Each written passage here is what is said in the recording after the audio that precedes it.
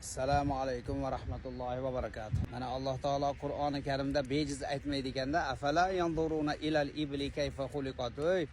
Mana bu tuyalarni yaralganligiga bir qaramaysizlarmi, bir tafakkur qilmaysizlarmi, ta'ammul qilmaysizlarmi deb bekorga aytmas ekanda. Juda ham ibratli narsa ekan.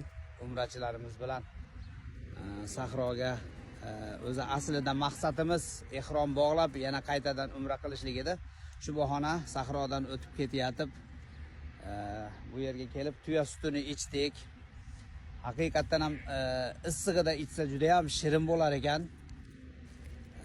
Rosti birinchi marta tuyaning sutini ichishim. Alloh ofiyatlik qilsin. Sizlarga ham ilindik, kelinglar.